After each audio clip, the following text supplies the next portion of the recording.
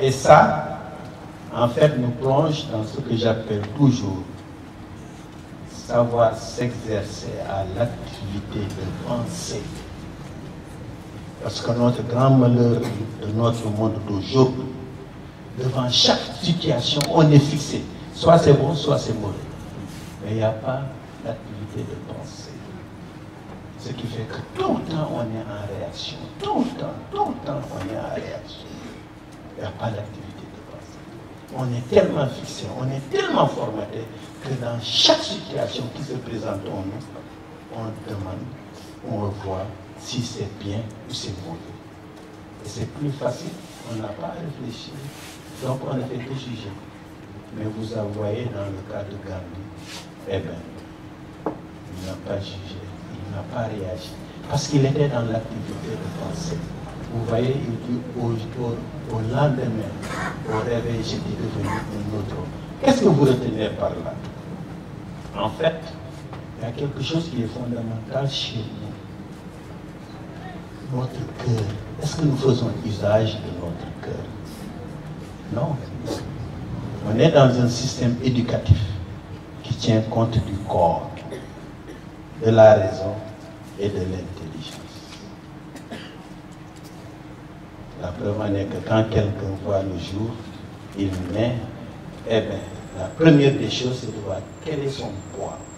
Est-ce que c'est un bébé cadom ou bien un bébé respectif? Et après, il y a la famille qui le forme à la raison. Et l'école prend le relais. Et arrivé à un certain niveau, on regarde son degré d'intelligence pour voir s'il peut suivre médecine, devenir ingénieur, ou bien aller se faire infirmier ou sage-femme et autres. Mais le cœur n'entre jamais en jeu. Et quel rôle on lui fait jouer? Eh bien, c'est de retenir tout ce qu'on lui a fait ressentir. Voilà la fonction qu'on a attribuée au cœur. Retenir tout ce qu'on lui a fait ressentir. C'est ce qui fait que quand on se rencontre, on raconte nos déboires. Ah, tu vois ce que l'autre m'a fait. Ah, tu vois. Et on se crée des amitiés par le fait de la médisance, vous voyez, et du dénigrement, vous voyez. Donc, à travers l'expérience de Gandhi, eh bien, vous voyez cette expérience du cœur. Et le cœur est le siège de trois choses fondamentales, que sont l'amour, la mort, la vie. Quand le cœur s'arrête, on dit que c'est la mort. Quand le cœur bat, on dit que c'est la vie. Et entre les deux, il y a l'amour qui accompagne l'individu dans ces deux cas de figure. Et à cette démarche du cœur, Gandhi va montrer que l'individu qui veut vivre la non-violence doit travailler à être dans une subjectivité limpide. La subjectivité, vous voyez, c'est ce que tu ressens. Ça va déclencher en toi des émotions de colère, de rejet, de haine, de tout ce que l'on voudrait. Mais quand elle est limpide, eh bien, personne ne pourra échambouler cette quiétude qui est en toi. Et Gandhi, qui a fait l'expérience du cœur durant toute sa vie, eh bien, tout ce qu'il dit, tout ce qu'il fait, c'est par rapport à ce cœur. Et à propos de ce cœur, il va parler d'une chose fondamentale qu'est l'amour. Il dit que l'amour est la plus grande force que possède l'humain. Cependant, elle est la plus humble que cela puisse paraître. Et l'humilité est très importante chez l'individu. Pourquoi l'humilité? Regardez tout ce qui lui est arrivé. Pas une seule fois, il ne parle d'ennemi. Et le degré, la conscience de l'amour en l'individu est en rapport avec son degré d'humilité. L'humilité, en un mot, c'est l'absence d'ego. Et l'ego, ce n'est pas le fait d'être imbu de sa personne, mais c'est calculé scientifiquement. L'ego de quelqu'un, comment le savoir? Ceux qui sont dans les sciences, eh bien, Einstein disait que c'est un sur le degré de connaissance. Si la connaissance est moindre, qui s'approche de 1 sur 0, c'est quoi? Les mathématiciens, 1 sur 0,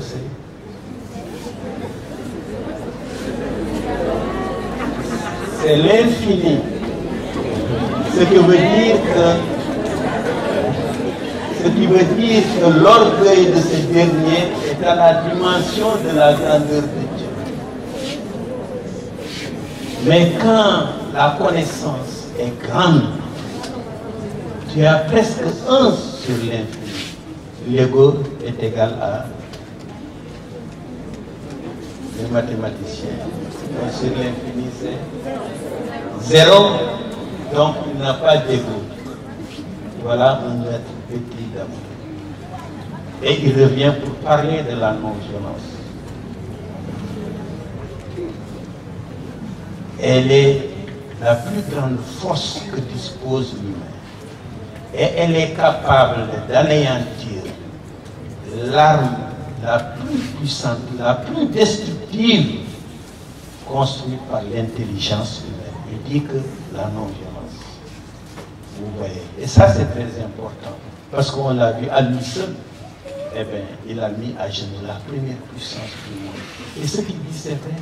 Parce qu'Einstein revient sur ce mot d'amour pour dire que quand il propose la relativité, c'était pour faire allusion à l'amour.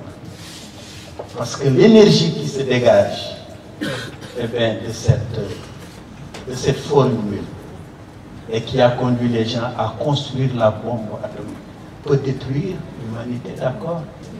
Eh bien, quand il proposait cela, il faisait allusion à l'amour. Parce que jusqu'à présent, les scientifiques ne sont pas arrivés à mettre l'amour et décrire comme étant une réalité.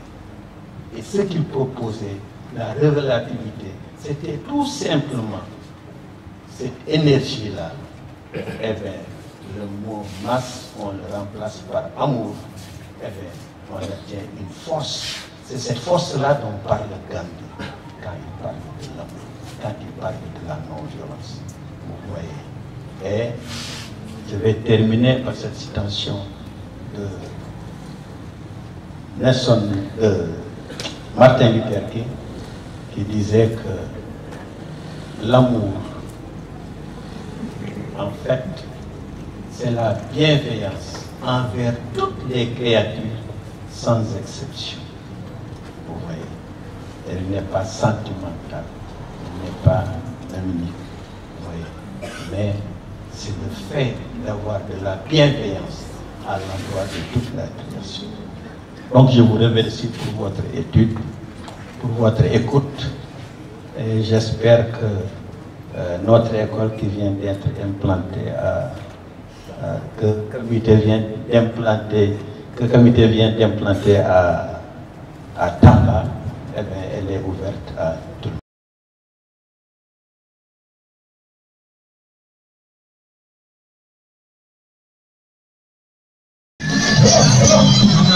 monde. Father,